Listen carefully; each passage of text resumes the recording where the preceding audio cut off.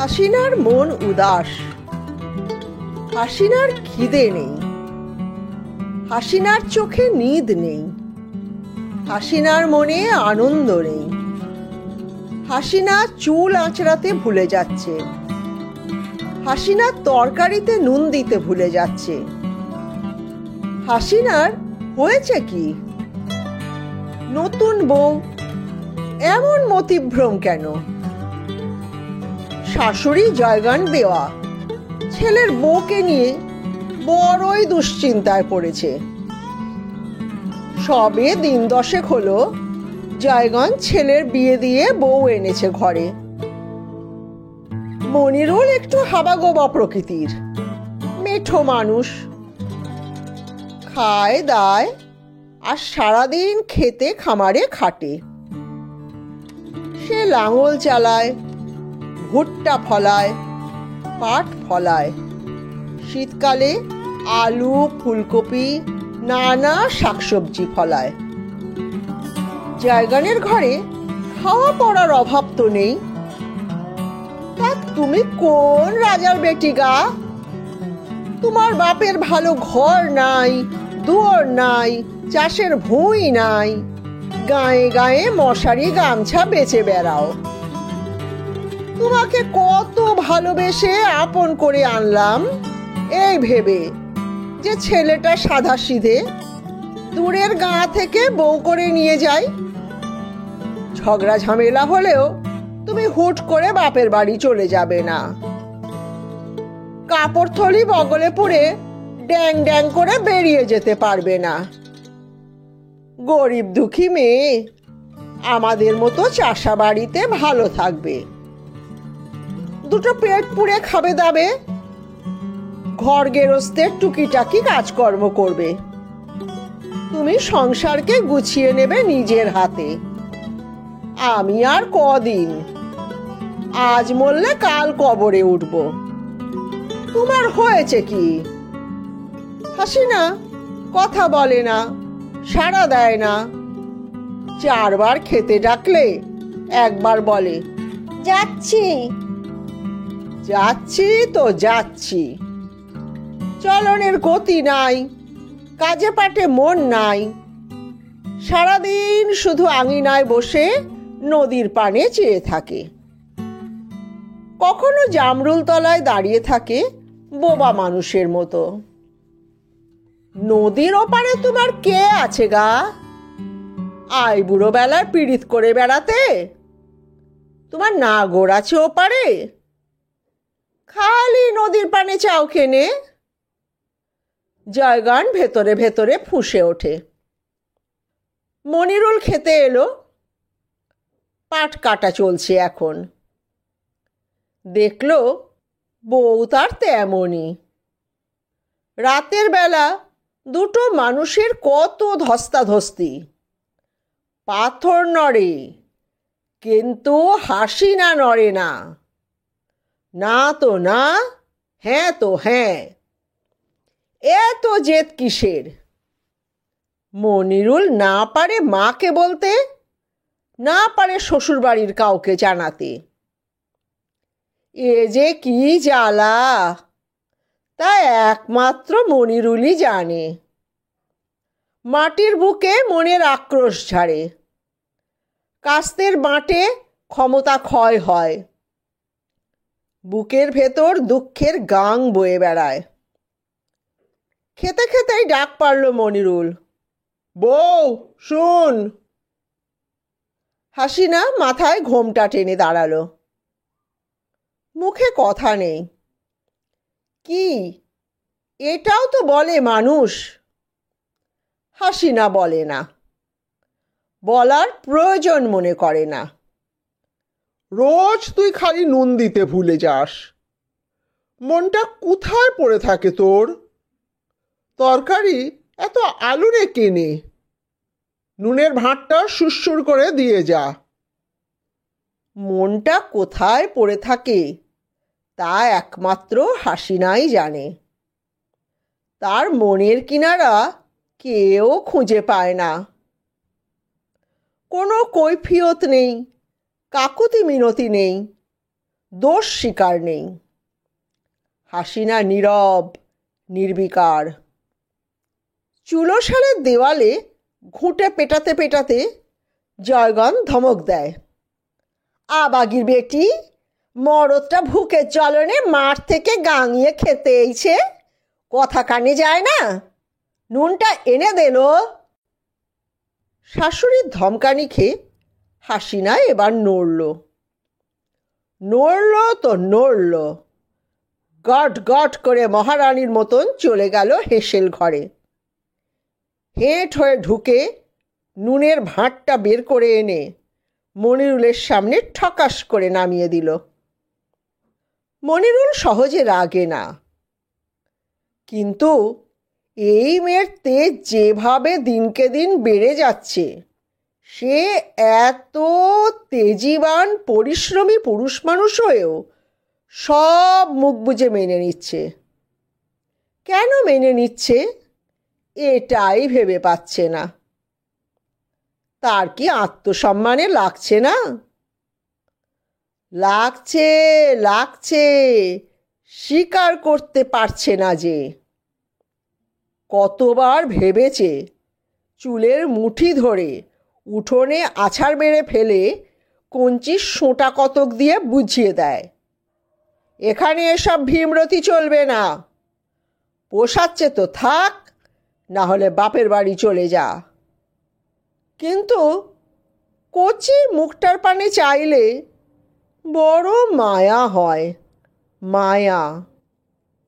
কি নিষ্পাপ চাহনি, ঠিক যেন অবোধ শিশুটি, বাছুর ছানাটি।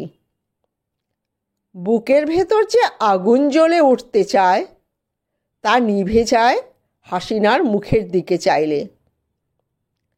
জয়গানও আড়ালে বুঝিয়েছে তাকে, দেখ বাপ, কচি বয়স, স্কুল শেষ করেনি এখনো, বোধ বুদ্ধি হোক, পরে ঠিক হয়ে যাবে।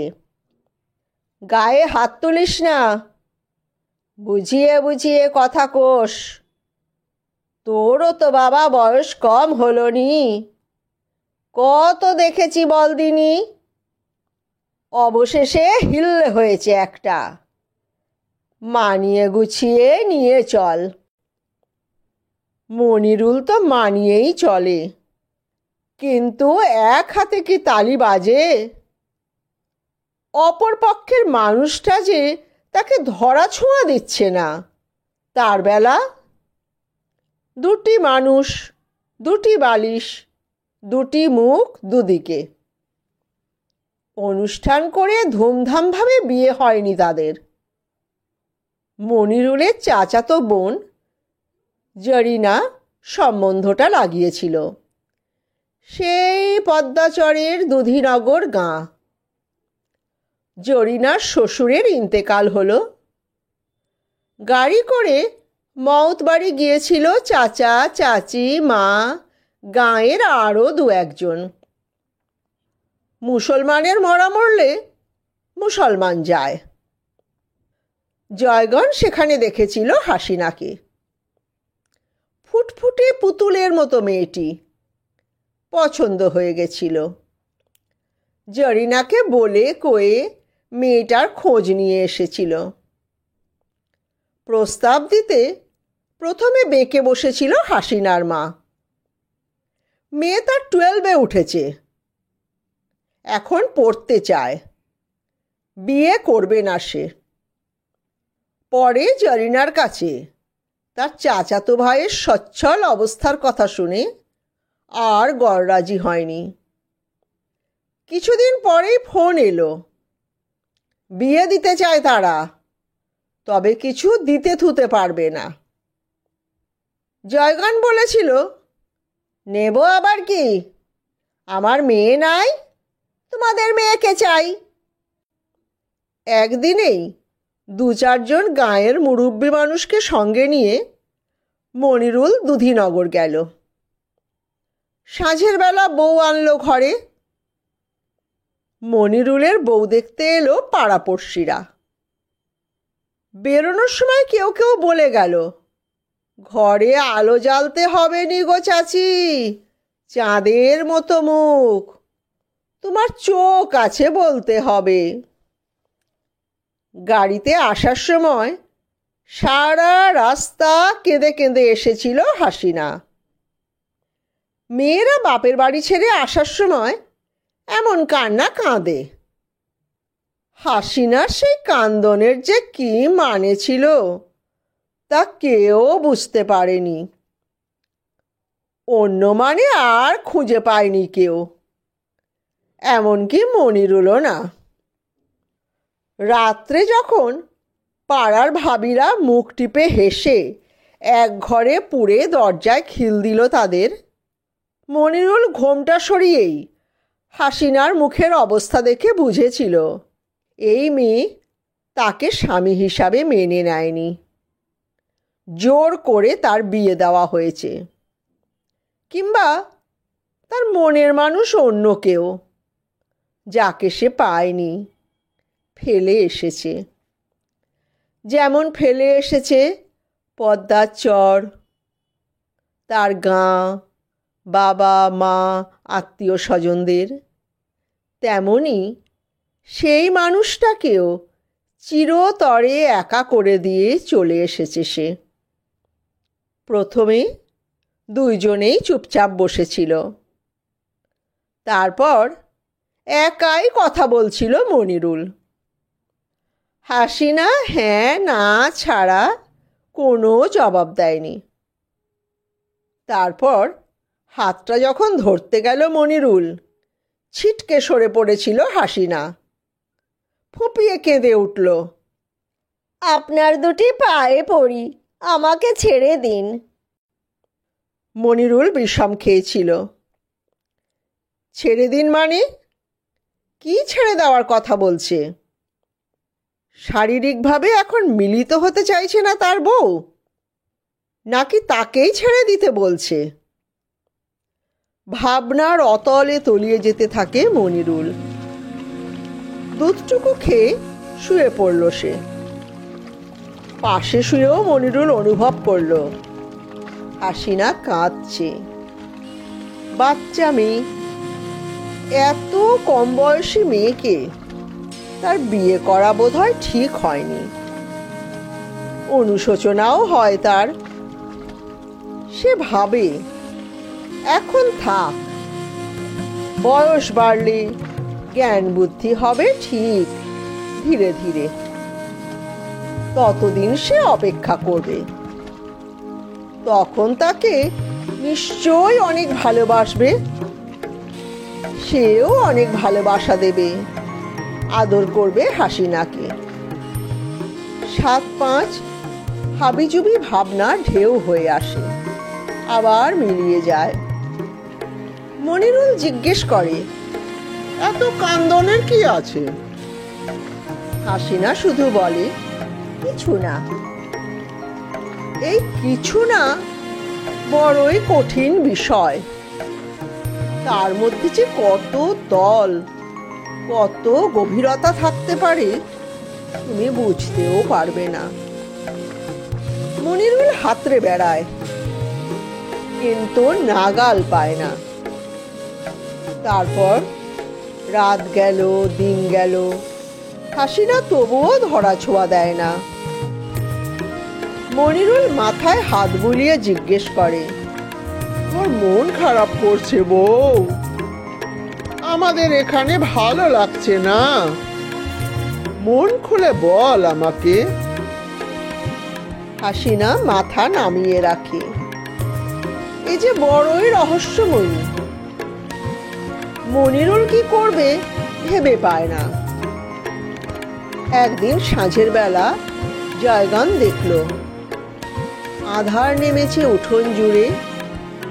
হাসিনা তখনও জামরুল তলায় এলো চুলে দাঁড়িয়ে। নতুন বউ, মাথায় ঘোমটা নেই। সে আড়াল থেকে অনেকক্ষণ ধরে দেখল।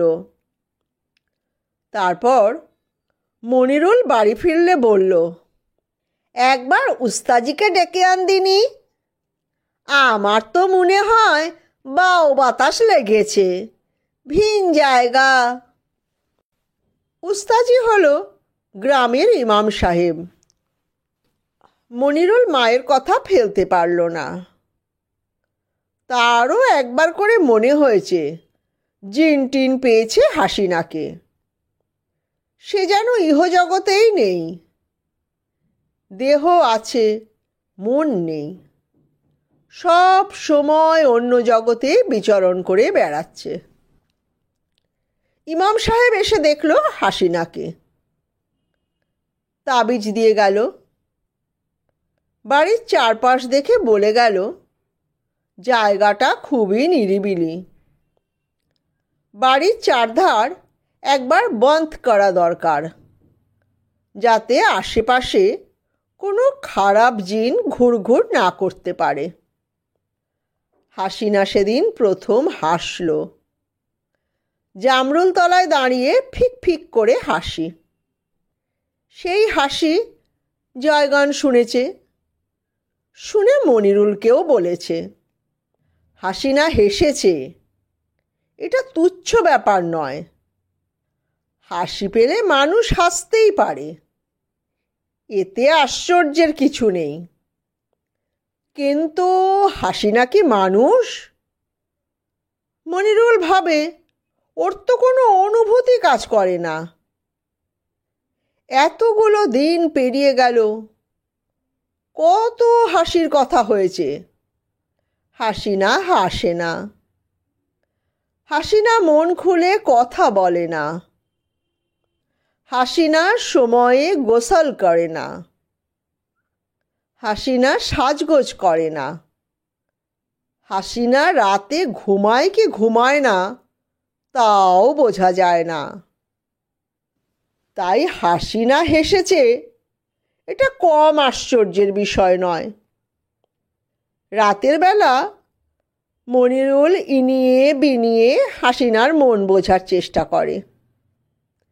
নিজে নিজেই কত কথা বলে, তাও মুখে কোনো ভালোভাবে কথা নেই হাসিনার। মনিরুল ভাবে, সে দিনকে দিন ভেড়া হয়ে যাচ্ছে, কেন সহ্য করছে এসব? বিয়ে করেছে কি এমনি? তুমি আমার খাবে, আমার পরবে, আর আমি তোমার পর? মনিরুল বলল, আর জামরুল তলায় দাঁড়িয়ে হাসছিলি শুনলাম। কিছু না, এমনি। যাক, একটা কথা বলেছে হাসিনা। এমনি বলে কিছু হয় না। মনিরুল বলল, হয় না তো হয় না। এই তো তালে আসছে। মনিরুল উৎসাহ পায়। পাশ ফিরে আরও একটু কাছাকাছি হয়। তারপর হাতটা টেনে নিজের বুকে নেয়।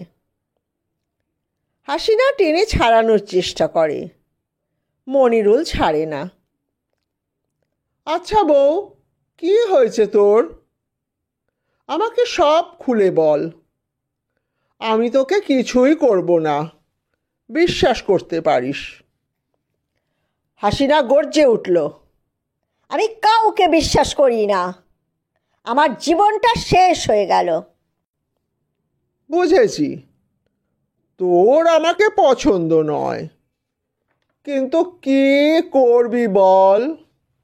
বিয়ে হয়ে গেছে, এখন মানিয়ে গুছিয়ে। মনিরুলের কথা শেষ হওয়ার আগেই হাসিনা ফুঁসে উঠল, মানিয়ে নিতে আমি কোনো দিন পারবো না। আর কোথাও মেয়ে পেলেন না? দুনিয়ায় এত মেয়ে থাকতে আমাকেই নজরে পড়ল। এবছর আমার এইচএস পরীক্ষা, এখন তো আমি বিয়ে করতে চাইনি। তোমার আব্বু মায়েরও তো দোষ আছে বলো।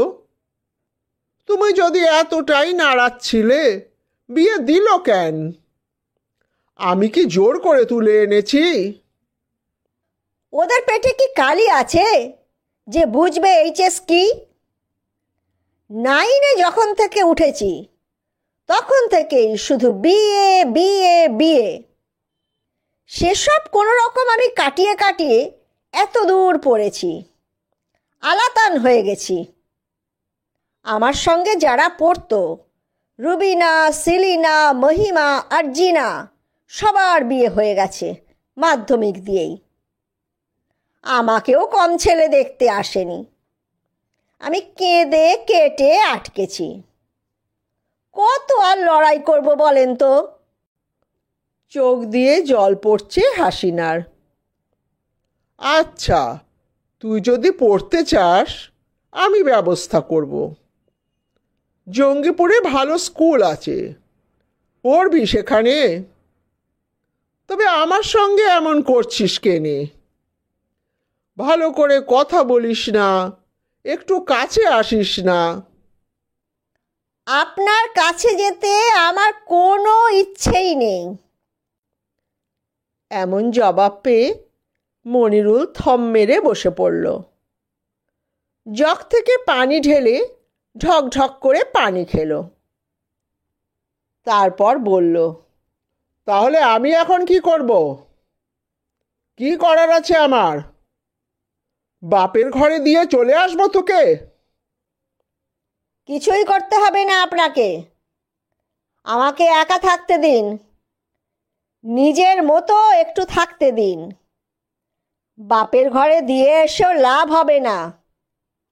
মারধর করবে, বকা ঝকা করে বুঝিয়ে সুঝিয়ে আবার এখানেই ফেলে দিয়ে যাবে।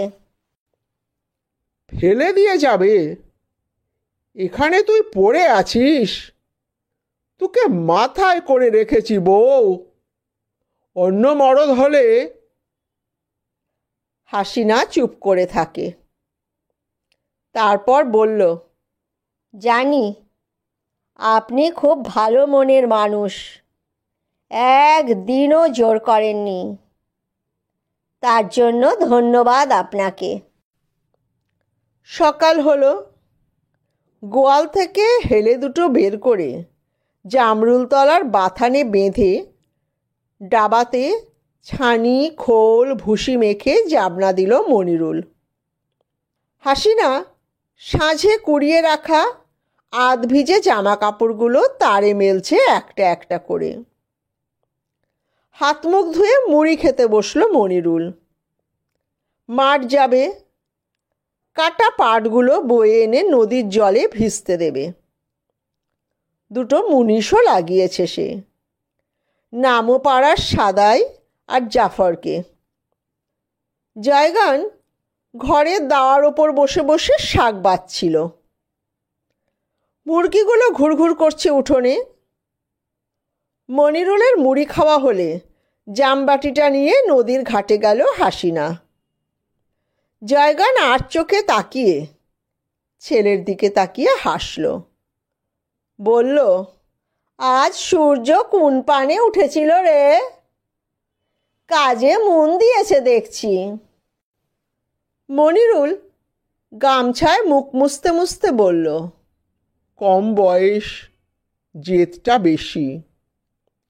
ও এখন বিয়ে বসতে চায়নি, পড়াশোনা করতে চাইছিল। মেয়ে মানুষ পড়ে উল্টো বেক। ভয়ে ভয়ে বলল মনিরুল, ওর পরীক্ষা আছে, জঙ্গিপুরের স্কুলে ভর্তি করলে হয় না? চোখগুলো পাকিয়ে ফস করে উঠল জয়গান। কি, তুই বউয়ের ভেড়া হয়েছিস? জঙ্গিপুরের স্কুলে পড়তে যাবে তোর মাগ, আর আমি রেঁধে বেড়ে খাওয়াবো? না, এমনি বলছিলাম। মন খারাপ করে থাকে, যদি মাঝে মধ্যে যেতে পারত, পরীক্ষাটা দিত। 2 বিঘা পাট লাগিয়েছিল মনিরুল, কেটে কেটে বয়ে নিচ্ছে। এখনো কাঠা 5 কাটতে আছে। জাফর আর সাদাই ক্ষেত চেনে, ওরা এসে পাট কাটতে লেগে গেছে। মনিরুল তাগাদা দিল, টপ টপ কেটে নিয়ে বইতে লেগে যাব, হুস হুস করে কাট। ওরা একবার উঠে পানি খায়, আলের ওপর বসে। সাদাই বলল, বিয়ের পর থেকে তোর মুখ চোখের অবস্থা এমন কেনে হয়েছে রে, খুব শুকনো শুকনো লাগছে, মন মরা আছিস দেখছি কয়েকদিন। জাফর দাঁত বের করে হাসতে হাসতে বলল, বড় ভাইয়ের এখন কত চাপ বল দিনি, দিনে মাঠের কাজ, ঘরে রাতের কাজ, শুকনো লাগবে নি? মনিরুল ওদের কাছে গিয়ে বসলো, সুখ দুঃখে দুটো কথা বলল। কাউকে বলিস না বলে নিজের বর্তমান পরিস্থিতির কথা খুলে বলল, পরামর্শ নিল। জাফর বলল, শুধু লেখাপড়ার জন্য নয়, আমার তো মনে হচ্ছে অন্য লাইন আছে। স্কুল টিউশন যাওয়া মেয়ে, ফোনের যুগ, কিছু কেস আছে দেখগা যা। হতে পারে প্রেম টেম করতো, তোর সঙ্গে জোর করে বিয়ে দিয়ে দিয়েছে। সাদাই ফোড়ন কাটল। একটা বিড়ি ধরিয়েছে মনিরুল, ফুক ফুক করে কবার জোরে টান দিয়ে বলল, কি করবো বল দিনি আমি? সাদাই বলল, তুই একবার শ্বশুর ঘরে যা মনিরুল, লুকিয়ে যা, কিছু খবর পাবি নিশ্চয়ই। জাফর বলল, তোর তো ৮ মঙ্গলাও হয়নি, ওই মেয়ের শ্বশুরবাড়ির হিস্টোরি কিছুই জানিস না, আন্দাজে একটা মেয়েকে বউ করে আনলি সেই মুর্শিদাবাদ থেকে। নদিয়ায় মেয়ে ছিল নি? ও কথা বাদ দে, ভাগ্যে যেখানে লেখা থাকে সেখানেই হয়। সাদাই থামিয়ে দিল জাফরকে। পাটগুলো জলঙ্গির পানিতে জাগ দিয়েই মনিরুল একদিন সকালেই ট্রেন ধরল লালগোলার। হাসিনাকে বলে গেল তার এক ফুফুর বাড়ি যাচ্ছে এক বিশেষ প্রয়োজনে, ২-১ দিন পরেই চলে আসবে, রাতে যেন মায়ের কাছে শোয়। হাসিনার আব্বু ব্যবসায় বেরিয়েছিল, হঠাৎ করে জামাইয়ের আগমনে ব্যস্ত হয়ে পড়ল হাসিনার মা। কি খাওয়াবে, কোথায় বসতে দেবে ভেবে পেল না। মনিরুল বলল, একদম ব্যস্ত হবেন না, আমি আজ থাকছি, শ্বশুর আব্বা আসুক, কিছু কথা আছে। কি হয়েছে বাপ? কোনো খারাপ খবর আছে? বিপদ আপদ হয়নি তো কারো? হাসিনা কই? ওকে আনোনি কেন? হাসিনা বাড়িতেই আছে, কোনো বিপদ হয়নি, তবে ওর মনের অবস্থা ভালো না। ওইটাই, ছোট তো বাপ, খুব লাগাটে ছিল আমার। বাড়ি ছেড়ে একটা দিনও খালার বাড়ি নানির বাড়ি গিয়ে থাকতে পারতো না। মন খারাপ হচ্ছে মনে হয়। শাড়ির আঁচলে মুখ মুছে কেঁদে ফেলল সামেলা। ঘরটা ফাঁকা করে চলে গেল এত দূরে। আমারও মনটা খুব কান্দে। তা যাবেন মেয়েকে দেখতে, যেতে আসতে তো বারণ নেই। যাব বাপ, একটু থিতু হোক, ঘর দুয়ার চিনুক, নিজের ঘরকে আপন করুক আগে। সামেলা বেগম রান্না চড়ালো জামাইয়ের জন্য। নতুন জামাই কখনো আসে না, মান সম্মান না করতে পারলে কথা হবে। খাওয়া দাওয়ার পর একটু পাড়ার দিকে ঘুরতে বেরোলো মনিরুল। কয়েকটা ঘর পরেই মনিরুলের চাচাতো বোনের বাড়ি। বোনের বাড়ি দেখা করতে গেল। জরিনা খুব খুশি হলো ভাইকে দেখে। বাবা মায়ের খোঁজ নিল, চাচা চাচিদের খোঁজ নিল হাসিনার। হাসিনার কথা বলতেই মনিরুল বলল, একটা সত্যি করে কথা বলবি বুবু, কিছু লুকাবি না। হ্যাঁ, বল। মেয়েটার স্বভাব চরিত্র কেমন ছিল? আমার সঙ্গে বনিবনা হচ্ছে না, এখনো মনের মিল হয়নি আমাদের। জরিনা বলল, সে কি?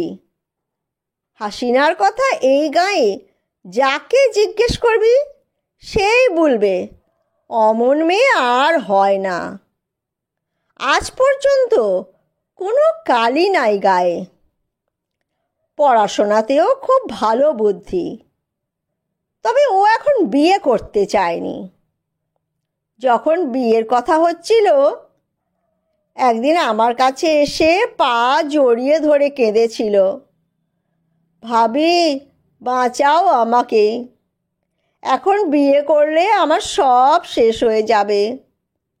আমার মনের স্বপ্ন ভাবি, বিয়ে করে এখনই সব শেষ করতে চাই না।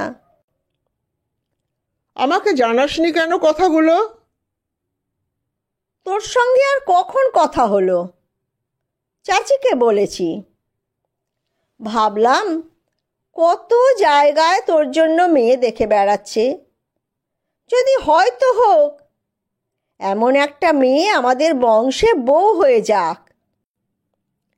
একটু থামলো জরিনা, তারপর বলল, ওর সঙ্গে যারা পড়তো সবার বিয়ে হয়ে গেছে। এখানে এমনই, 8 পাস করার পরই মেয়ের বিয়ে দেওয়ার জন্য উঠে পড়ে লাগে। মনিরুল বলল, ওর সঙ্গে পড়ে এমন কেউ আছে তোদের এখানে? একবার ডেকে দিবি, কথা বলতাম। আমাদের পাড়াতেই আছে।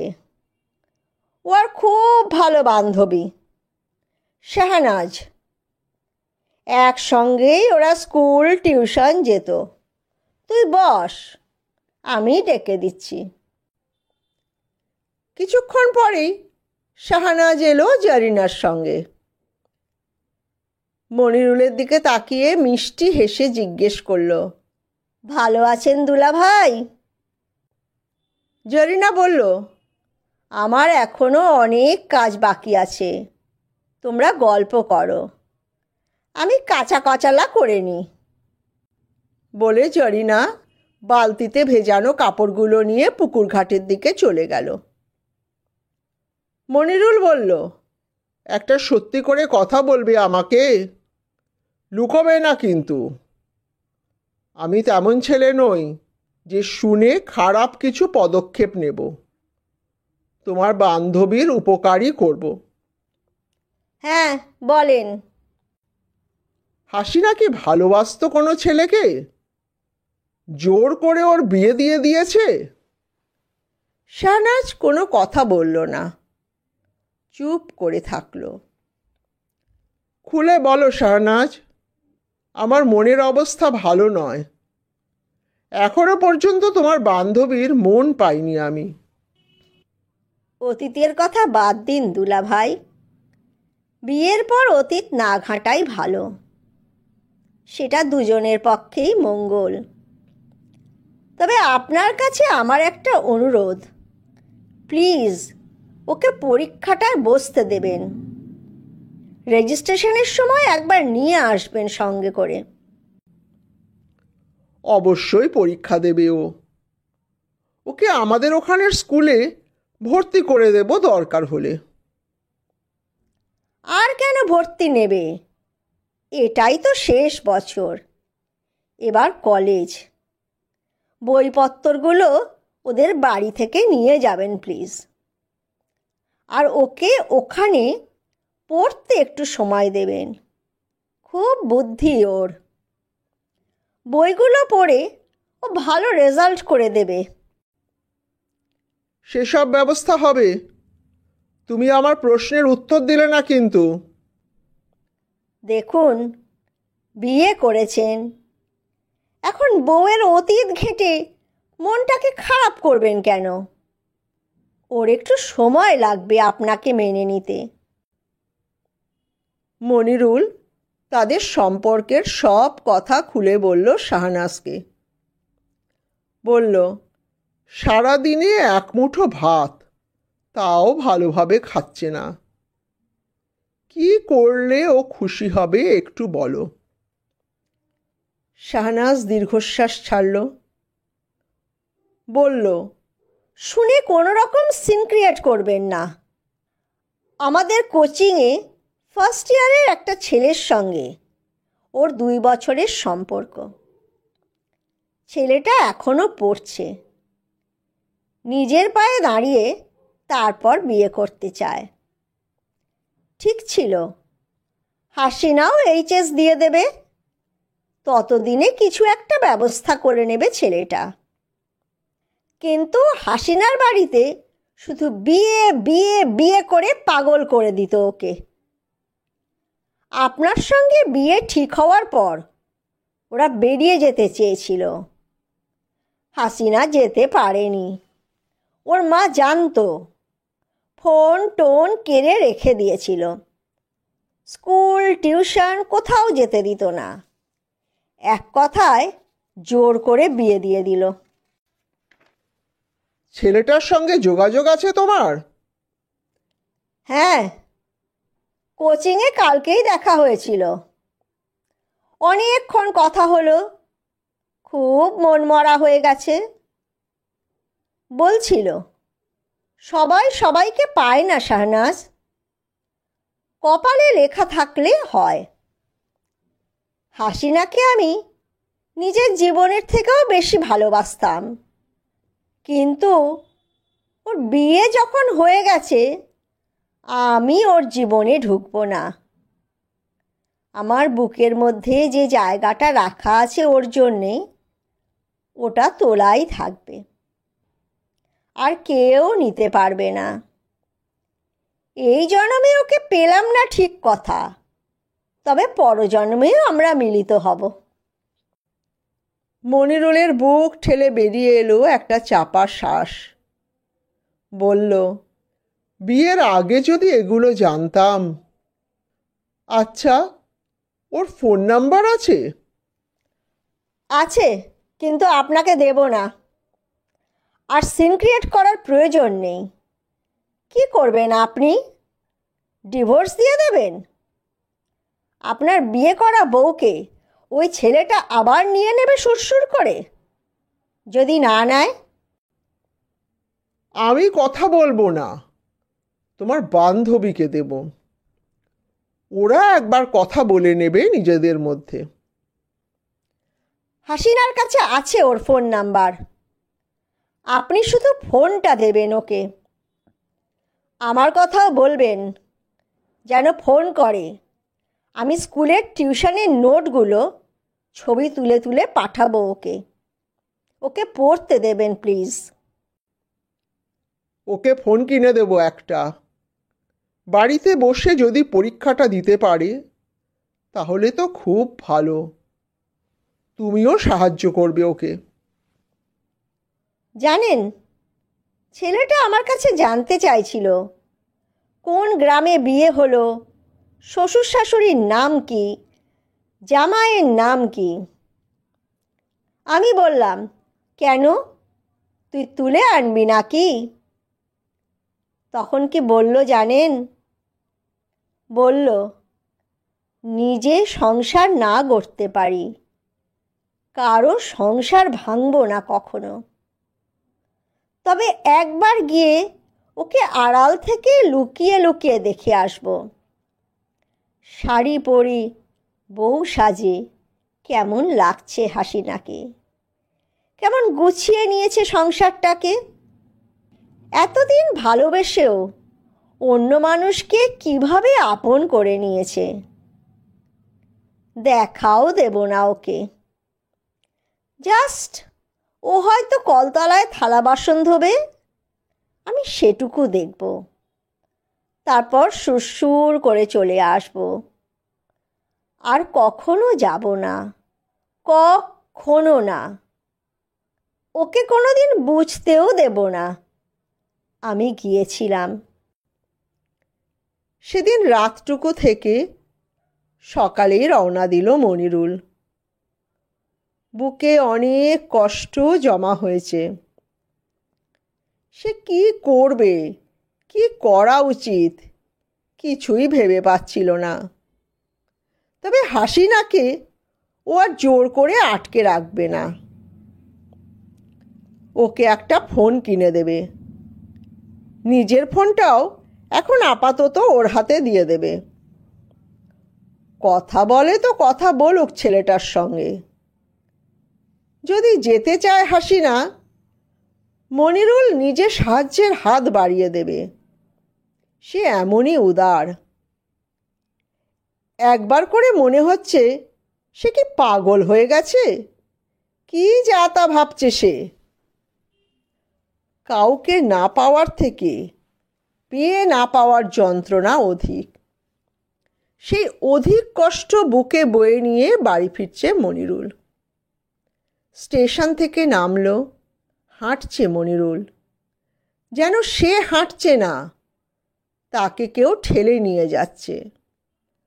সব কেমন অচেনা অচেনা লাগছে, যেন কখনো সে আসেইনি এই গ্রামে। এটা তার নিজের গ্রাম নয়, যেন সে মনিরুলই নয়, সে হাসিনার প্রেমিক। বাড়ি দুধিনগর, সামনে পদ্মা। সে ভালোবাসত হাসিনাকে। একটা বয়স্ক দামড়া বদমাইশ লোক তার প্রেমিকাকে, তার কলিজাকে, তার জানের টুকরোকে বিয়ে করে নিয়ে চলে গেছে। সে কি ফিরিয়ে আনতে যাচ্ছে?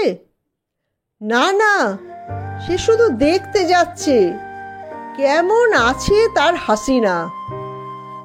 মুখে হাসি আছে, জানে সুখ আছে। জলঙ্গিতে পানি নেই এখন, কোথাও হাঁটুখানে, কোথাও কোমর অবধি, কোথাও পায়ের গোড়ালি ডুবা পানি। খালে ডোবায় পাট জাগ দেওয়া আছে, পানি পচে কালো হয়ে গেছে। প্যান্ট গুটিয়ে নদী পেরোলো সে। প্যান্টটা ভিজে গেল। কেন ভিজে গেল? কারণ সে মনিরুল নয়, সে হাসিনার প্রেমিক। মনিরুল জানে নদীর কোনখানে কতটা পানি, কোথায় পা দিলে টুকুস করে পেরিয়ে যাওয়া যায়। সে যেহেতু হাসিনার প্রেমিক, তাই সে জানে না অচেনা পথঘাট, অচেনা গ্রাম, অচেনা মানুষ। নদী পেরিয়ে মনিরুল তাদের পাড়ার পথ ধরল। ভেতর দিকে না গিয়ে সে আড়ালে আবডালে চলতে লাগলো। তারপর চোখে পড়ল সেই জামরুলতলা, টিনে ছাওয়া দুকামরা বাড়ি, চালে লাউ পুঁয়ের মাচা, দুটো হেলে গরু, সামনে নদী, তাল গাছের গুঁড়ি দিয়ে বাঁধানো ঘাট। দাঁড়িয়ে দাঁড়িয়ে অপেক্ষা করতে লাগলো মানুষটা। একটু পরেই একটি নতুন বউ থালা বাসন নিয়ে বেরোলো। নতুন শাড়ি, হাতে চুড়ি, বউ সাজে কি টুকটুকে লাগছে হাসিনাকে। হাসিনার শাশুড়ি জাবড়া দিচ্ছে গরুকে। হাসিনা থালা বাসন নিয়ে নদীর ঘাটে চলে গেল। ভালো করে দেখার জন্যে আরো কিছুটা এগিয়ে গেল মনিরুল। হাসিনা থালা ধুয়ে একবার মুখ তুলে নদীর ওপারে তাকালো। ওপারেই তো তার বাড়ি, সেই দুধিনগর গাঁ। জমা পানিতে হাঁস চড়ছে। বাহ, বেশ তো গৃহিণী হয়ে গেছে হাসিনা। থালাগুলো রেখে সে হাতে একটা ভাঙা জামবাটিতে ভাত কুঁড়ো মাখিয়ে নিয়ে আবার এলো নদীর ঘাটে। তারপর হাঁসগুলোকে ডাকলো, আয় আয়, চয় চয় চয় চয়। হাসিনা উঠোনে ঘুরঘুর করছে, কখনো তারে মেলা এটা সেটা কুড়িয়ে নিয়ে যাচ্ছে, আর মাঝে মধ্যে নদীর পানি তাকাচ্ছে, যেন কারো জন্য অপেক্ষা করছে। কার জন্য অপেক্ষা করছে হাসিনা? এত দূর থেকে হাসিনার চোখ দুটো দেখা যাচ্ছে না। বাহ, এতদিন ভালোবেসে সবকিছু কেমনে ভুলে গেল হাসিনা? তার কথা কি মনে পড়ে না? কদিনেই অন্যের ঘরকে আপন করে নিল, অন্য মানুষকে আপন করে নিল। মনিরুল এখন মনিরুল হতে চাইছে না। হাসিনার প্রেমিক হয়ে থাকতে তার বেশ ভালো লাগছে। আড়াল থেকে লুকিয়ে লুকিয়ে দেখছে সে আপন মানুষ হারিয়ে ফেলা এক মেয়ের ঘরকন্না।